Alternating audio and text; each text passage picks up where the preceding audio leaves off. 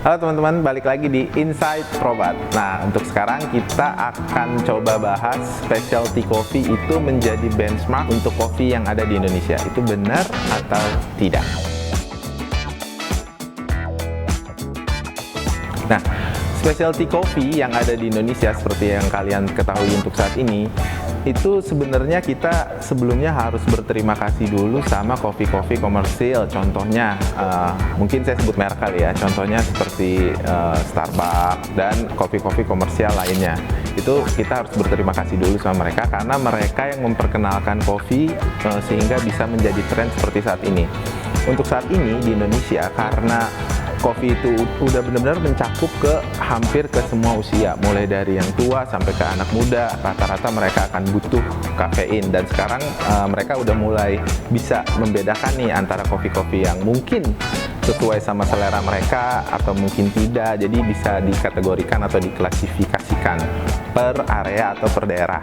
Jadi kopi specialty itu untuk saat ini sudah mulai berkembang dan udah mulai banyak penikmatnya. Kalau zaman dulu nih, kalau kita stok di cafe atau di roastery, specialty coffee itu atau kopi-kopi yang eksotik ya kita bilangnya, yang benar-benar dari mulai sourcingnya harganya yang lumayan, itu biasanya nggak pernah stok banyak karena mungkin keluarnya pun itu perputarannya agak lama. Jadi dari sisi bisnis mungkin agak sedikit niche marketnya. Tapi untuk saat ini udah mulai berkembang, udah mulai up, sudah mulai lumayan.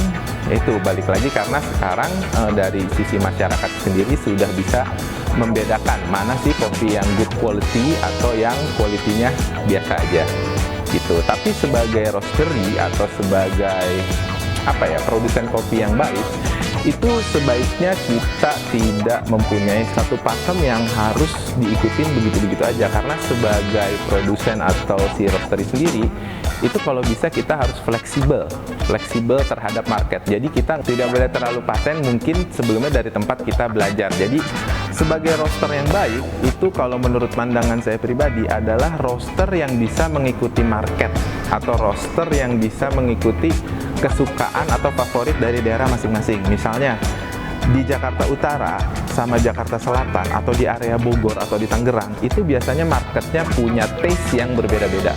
Nah, kita sebagai roaster yang baik, atau kalau mau dibilang sebagai roaster yang jago, itu kita nggak bisa memaksakan apa yang menurut kita bagus terus kita masukin ke market, karena ujung-ujungnya nantinya itu kopi kita jadi kurang laku. Dan balik lagi, kita sebagai produsen atau roastery kan inginnya di industri ini kan bisa mendapatkan cuan lah ya, ingin bisa mendapatkan untung. Kecuali memang kalian buka coffee shop atau buka roastery itu based on passion itu. Jadi sebagai roaster yang baik itu kalian harus bisa fleksibel, harus bisa mengikuti apa maunya market gitu.